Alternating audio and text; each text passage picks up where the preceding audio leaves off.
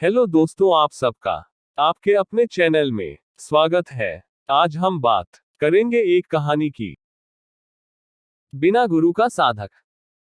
दोस्तों, ये घटना बहुत पुरानी तो नहीं है, मगर इससे भी बीते करीब 5 साल हो गया है। जैसा कि आप सब जानते हैं कि बिना गुरु के ज्ञान नहीं हो सकता, लेकिन एकलव्य ने बिना गुरु के भी ज्ञान प्राप्त कर लिया था, जिससे एकलव्य एक अच्छे धनुर्धर बने थे।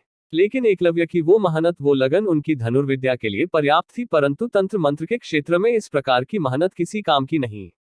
इस क्षेत्र में एक सिद्ध गुरु का होना अत्यंत आवश्यक है। गुरु के सानिध्य के बिना ये तंत्र मंत्र एक ऐसी तलवार साबित होते हैं जो खुद को ही हानि पहुंचाते हैं। मेरे पड़ोस में एक चाचा जी की दुकान है। उनके परिवार में वो 2 भाई और उनकी पत्नी और बच्चे हैं और एक बूढ़े पिता हैं।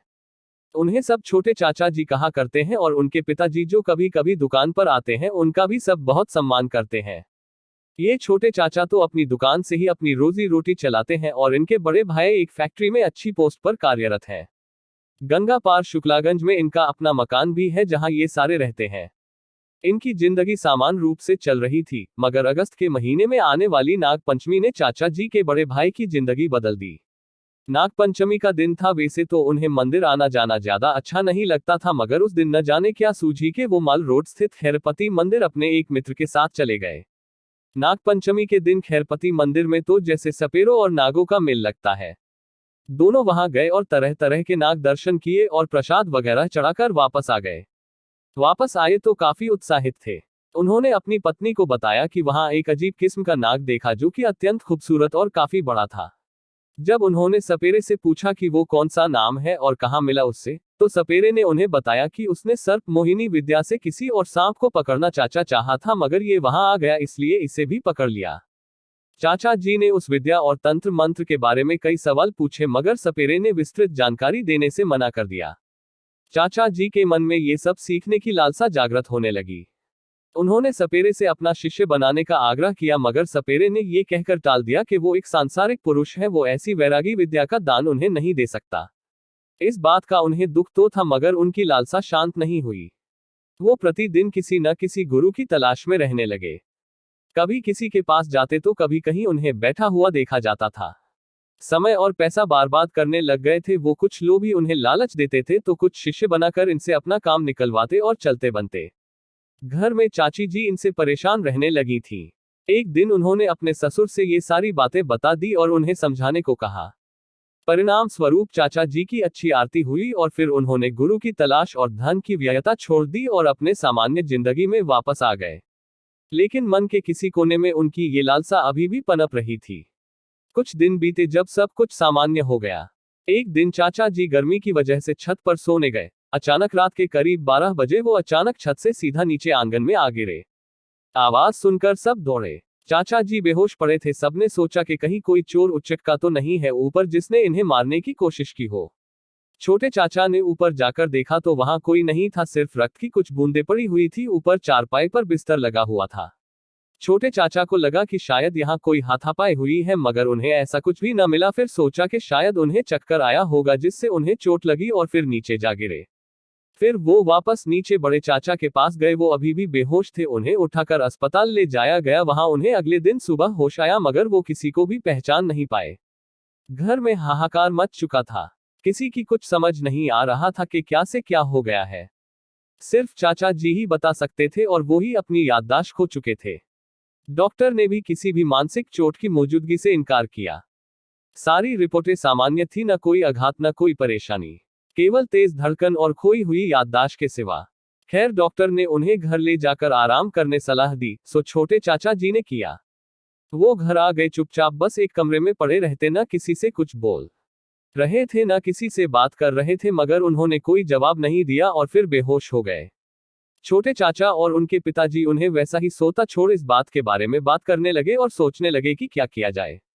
उन्हें कोई रास्ता नजर नहीं आ रहा था। हाँ, मगर एक बात साफ हो गई थी कि ये कोई ऊपरी चक्कर था, इसलिए अब वैसा ही डॉक्टर ढूंढना था। 1-2 दिन ऐसे ही गुजरे। सारे दिन चाचा जी आराम से रहते और रात को माफी मांगने लगते और इस तरह से चिल्लाते जैसे कोई उन्हें मार रहा हो। तीसरा दिन था। चाचा जी की दुकान पर एक साधु आया। बेटा, हम उज्जैन से हरिद्वार की यात्रा पर हैं, अपनी हस्ती के हिसाब से कुछ दान दे दो। अरे बाबा माफ करो यार, मेरी वैसे ही हालत खराब है, आपको क्या दान दूंगा। चाचा जी ने माफी मांगते हुए साधु से कहा, जैसी तुम्हारी इच्छा बेटा, लेकिन एक काम करो, यहाँ गंगा किनारे हमारे गुरुजी ने कुछ दिनों के लिए विश्राम शिविर लगाया है, चाहो तो बड़े भाई को वहां ले आओ, ठीक हो जाएगा। साधु ने शांत भाव से कहा। चाचा जी की आंखें चौड़ी हो गई, फिर सोचा शायद आप पास किसी ने बताया होगा और फिर कुछ पैसे निकाल बाबा के पात्र में डालने लगे। मगर बाबा ने अपना पात्र हटा लिया और कहा, नहीं बेटा, हम तो वैरागी लोग हैं, हमें सिर्फ थोड़ा सा अनाज दे दो। चाचा जी ने कुछ चावल बिना तोले एक थैली डालकर दे दिए। वो साधु आशीर्वाद देता हुए चला गया।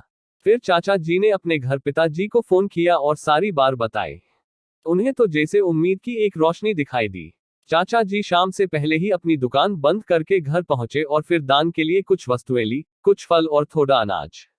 फिर वो दोनों बड़े चाचा जी को लेकर उसी विश्राम शिविर में पहुंच गए। चाचा जी को वो साधु वही मिले और फिर चाचा जी को बैठाया।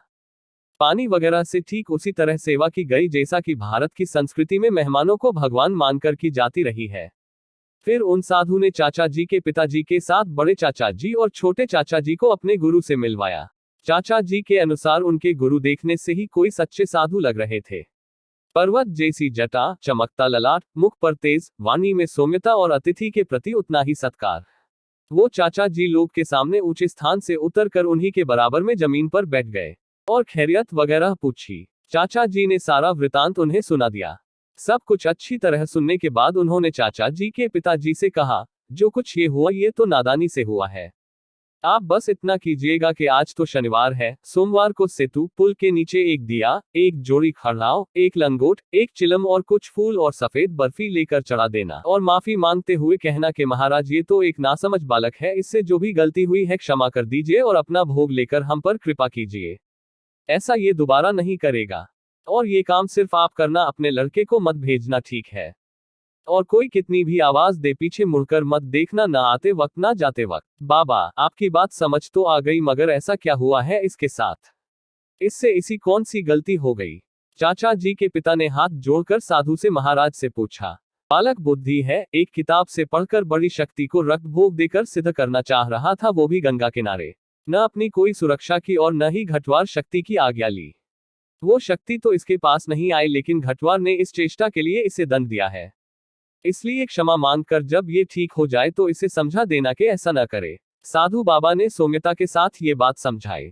सारी बार समझ चुके थे। दोनों ने साधु बाबा को प्रणाम किया और दान में जो वस्तु लाए थे दे दी। अब सो पहले बड़े चाचा जी को उसी वक्त गंगा स्नान करवाया और घर ले गए।